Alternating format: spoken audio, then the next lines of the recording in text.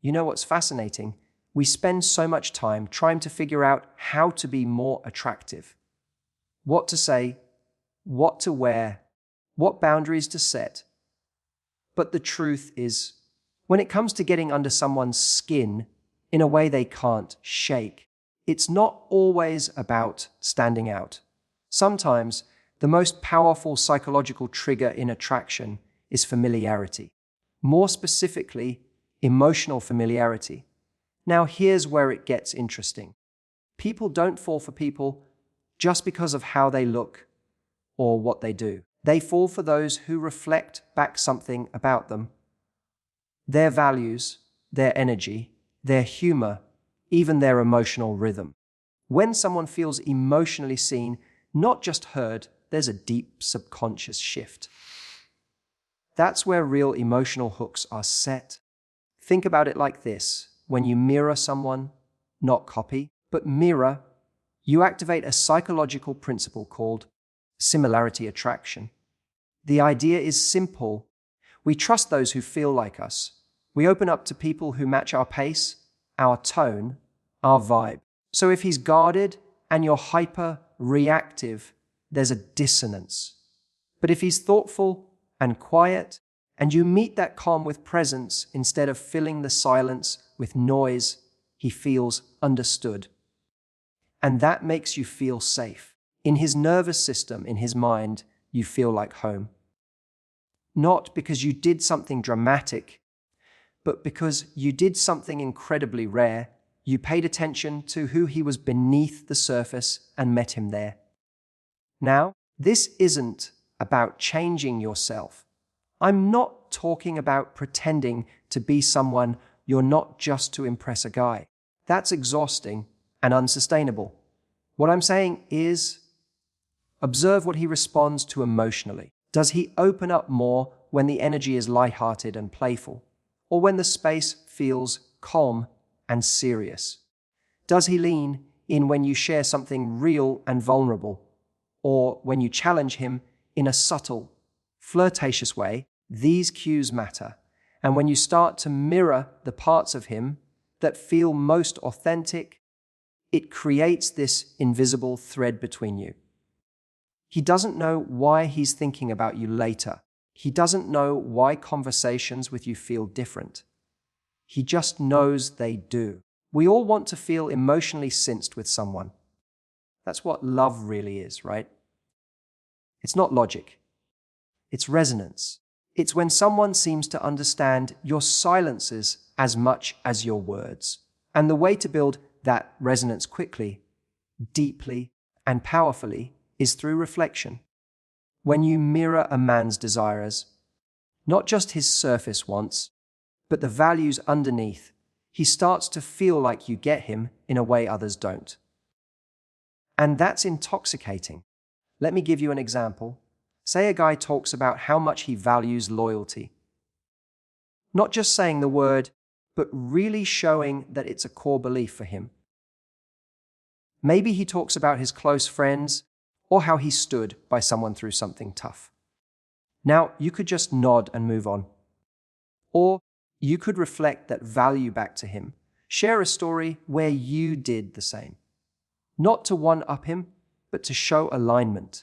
When he sees that loyalty is not just something you respect, but something you live by, he feels bonded. Not because you said, "I'm loyal too," but because your energy confirmed it. That's the kind of subtle reflection that builds deep connection. Even more powerful is emotional mirroring. Pay attention to how he communicates affection, frustration, excitement. If he uses humor to flirt, lean into that playfulness. If he appreciates direct honesty, don't dance around things. Mirror the emotional tone he brings, and he'll start to feel more emotionally comfortable around you.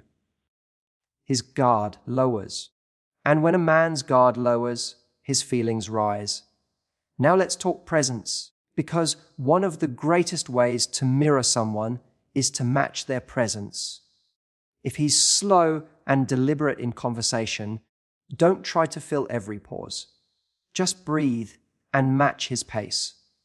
If he's passionate and expressive, match that warmth and energy.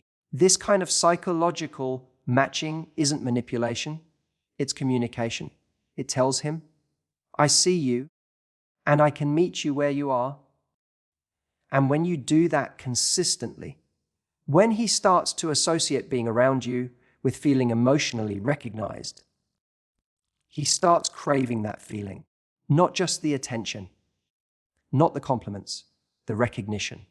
That you get me, feeling that's so rare. And it's in that feeling where emotional dependency begins to form, not in a toxic way, but in the way that makes him realize that life feels a little less whole without your presence in it. This is where real psychological influence happens, not in grand gestures or playing hard to get, but in those quiet, subtle, powerful moments when a man thinks, I can be myself around her, or better yet, she sees the version of me I want to be. And here's the most unexpected part of all this. The more you reflect his best self, the more he wants to rise to that level around you. He doesn't just love the connection. He starts associating you with the best version of himself. And when a man feels like a better man with you, you've already won. Because in the end, love isn't built on chasing or proving. It's built on alignment, on resonance, on those small moments of Matthew that bypass logic and go straight to the heart. You want to know one of the strongest psychological forces in human behavior. It's not love. It's not desire. It's uncertainty. That little flicker of, I don't quite have it yet, creates more obsession than 1,000 I love yous ever could. And this is where most people go wrong. They think that the path to a man's heart is through consistent reassurance, constant availability, predictable affection. But what actually hooks his attention and keeps it is intermittent validation. Just enough warmth to feel connection, but not so much that he takes it for granted. It's a pattern you see everywhere. Think about a slot machine. People get addicted not because they win every time, but because they don't. It's the unpredictability, the maybe, the almost, the near miss that keeps them pulling that lever. Now, I'm not saying you should treat love like a game, but what I am saying is that there's a psychological pattern here that can't be ignored. When affection or validation is unpredictable, but still present, it becomes more valuable and more addictive. This is what I mean by triggering the chase. See, when a man is always certain of how you feel, when he knows you'll answer every text, be available every weekend, give him emotional support the moment he needs it, he stops valuing it. Not because he's a bad person, but because his brain adjusts. The dopamine stops firing. You become the default. And once you're the default, you're no longer exciting. You're just there. But when you interrupt that certainty, when one moment you're warm and affectionate, and the next you're focused on your own world, he starts to question. He leans in. He starts wondering, what is she thinking? Did I do something? Is she pulling away? And in that space of questioning, his desire grows. Because now he's chasing clarity. He's chasing connection. He's chasing you. Most people are afraid of this concept. They think, if I don't show him how much I care, he'll leave. No, he won't.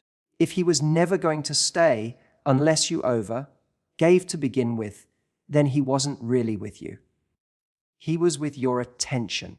The truth is, when someone senses that your love is a guaranteed, no matter what experience, their brain doesn't appreciate it.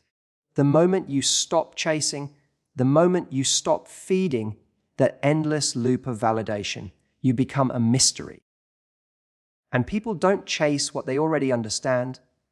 They chase what they want to figure out. So how do you create this kind of intermittent validation in a way that's authentic? You don't play cold or distant on purpose. That's manipulation. You let your own life be full enough that you're naturally unavailable sometimes. You don't text back instantly, not because you're trying to be clever, but because you're actually living. You show up warm and present when you're there, but then you leave space. You don't fill every silence, fix every problem, or be the emotional sponge every time he needs it. You give him the gift of missing you. And I promise, if there's something real there, he will. This kind of balance, where you're both emotionally generous and self-contained, is incredibly attractive. It says, I like you, but I don't need to prove it every minute. And that sends a message to his subconscious: this woman values herself. And if she values herself, I should probably pay closer attention, because she's not going to be around forever if I don't show up right. Now, here's something most people don't realize. When you reward effort, not proximity, you shift the dynamic. Most people give their best energy to the people who simply show up. The guy who texts every day, the guy who calls. But attention doesn't mean intention. So when you make your affection dependent on how he shows up emotionally, not just how often, he starts investing. He realizes that connection with you isn't free, it's earned. And the moment something has to be earned, it becomes meaningful. Think about the people you've fallen hardest for. Wasn't there a little mystery? A little tension? A little of that, I don't know where I stand yet, but I want to find out. That's what this creates. When you give a little, then pull back. When you open up, then focus on yourself. When you flirt, then detach. You're creating a rhythm that keeps his emotional brain engaged. And most importantly, you're not afraid to withhold your energy, not as punishment, but as a form of self-respect. Let me be clear, this is not about withholding love as a weapon. That's toxic. But it is about protecting your energy and not giving it all away just because someone shows a bit of interest. That restraint, that emotional discipline, is what makes a man work harder to understand you. And when he has to work for your heart, he values it more. That's how obsession starts, not from overexposure, but from emotional depth wrapped in unpredictability. When he doesn't know what version of you he's going to get. But every version is real and rooted in confidence. He keeps coming back, not because he's confused, but because he's intrigued. And intrigue is the doorway to desire. So if you want to trigger the chase, don't try to be perfect. Don't try to be everything all the time. Be warm, but be willing to disappear. Be kind, but don't always say yes. Be available, but let him feel your absence. That tension, that slight unpredictability, isn't cruelty. It's chemistry. And it works not because you're playing games, but because you're finally playing your game. One that values your worth, your time, and your energy as sacred, not something to be constantly poured into someone who hasn't yet shown they know what to do with it. Because the second he starts wondering where you are, what you're thinking, and if he's still in your good graces, that's the moment he starts falling harder than he ever expected. There's something you need to understand about love, and it's this: people don't fall in love with perfection. They fall in love with how you make them feel. That's it. Not your beauty, not your RA, not the way you laugh at his jokes, even though all of those things help. But the real hook, the part he can't explain to his friends, is the emotion you anchor to your presence. Because when someone feels a powerful emotion around you, joy, peace, desire, inspiration, they begin to associate you with that emotional high. And once that association is formed, it's incredibly difficult to break. This is why some people stay on our minds for years, even if we never had a long relationship with them. It's because they created a moment or a series of moments that triggered something inside us, a version of ourselves that felt alive. And every time we think of them, we think of that feeling. The real secret to building emotional addiction is in becoming the source of that spark. Now, I'm not talking about being fake or trying to constantly entertain someone. This isn't about performing. It's about intentionally creating experiences that he will emotionally anchor to you. When you share a deeply vulnerable moment and he feels emotionally safe, that memory gets tied to your face, your voice, your energy. When he laughs so hard around you that he forgets about his stress for a moment. Again, that feeling gets tied to you. And when he feels desired, appreciated, challenged, or inspired in your presence, he doesn't just enjoy those moments. He begins to crave them, because people always return to the place where they felt most alive. Here's the psychological truth behind it: our brains link emotions to people and places. It's why you can smell a certain perfume or hear a song and suddenly feel something from years ago. It wasn't the perfume, it wasn't the music. It was the emotion that got wired to that stimulus. And in relationships, you become that stimulus. You become the scent, the sound, the spark. You become the emotional anchor. This is why small moments matter more than big ones. It's not the expensive date or the dramatic gesture that stays with someone. It's the random moment you made him laugh when he didn't expect to. Once the apology has been. It's the way you looked at him during a silence and he felt seen. It's the light in your eyes when you talked about something you love and he suddenly felt pulled into your world. Those moments are powerful not because they're planned, but because they're felt. If you want a man to fall in love with you and stay in love with you, focus less on saying the right things and more on creating the right feelings. Become the person who makes him feel capable, desired, understood, energized. And you do that not by being perfect, but by being present. There's a kind of magic in someone who knows how to read the moment and meet it with the right energy. When he's down, and you know when to listen instead of fixing, and has been. When he's proud, and you know how to celebrate without dimming your own light. When he's guarded, and you create an environment where he feels safe enough to open up. That ability to emotionally read someone and connect with what they need isn't just attractive. It's unforgettable. Now, here's what happens when you do this consistently. He doesn't know why, but he feels better around you. Calmer. More confident, more himself. And here's the real kicker. He starts chasing that version of himself. He wants to be around you not just because he likes you, but because he likes himself more when he's with you. That's where real connection starts. That's where love takes root. Not in the fireworks, but in the quiet realization that being with you feels like home. And not because you give him comfort, but because you bring out the part of him that feels most alive. So many people try to create attraction through surface level traits. Flirting, withholding, proving. But emotional connection comes from something deeper. It comes from creating contrast, from being the person who interrupts his emotional pattern. If everyone else makes him feel stressed, you make him feel peace. If everyone else praises him shallowly, you see the depth. If everyone else wants something from him, you offer something to him without agenda. And because it's so rare, it hits harder. It sticks longer.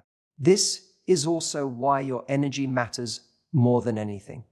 If you show up anxious, desperate, trying to manage his response, you create tension. But if you show up grounded, playful, centered, You create emotional safety. And safety is what allows someone to open their heart. A man will fall in love with the woman who gives him permission to feel. And when you can consistently be the person who allows, reflects, and magnifies those feelings, he won't just want to be around you. He'll need to be. It's not about manipulation. It's about mastery. Emotional mastery. Knowing that what you bring to the room, the energy, the presence, the way you respond, is what builds the foundation of love, not your words, but the emotional experience you offer him every time you're together. And when he realizes that no one else makes him feel quite the way you do. Not because you're trying to be someone else, but because you've tapped into the most powerful part of yourself. That's the moment he stops seeing you as an option and starts feeling like he couldn't imagine life without you. Expand key point 3 into a 1,000-word segment, flowing naturally within the speech and maintaining alignment with the overall key points. Avoid any headings and ensure the tone is seamless and conversational. Conclude with only the necessary closing line for impact, and don't mention Matthew Hussey name, and write it like Matthew Hussey is giving speech in key point.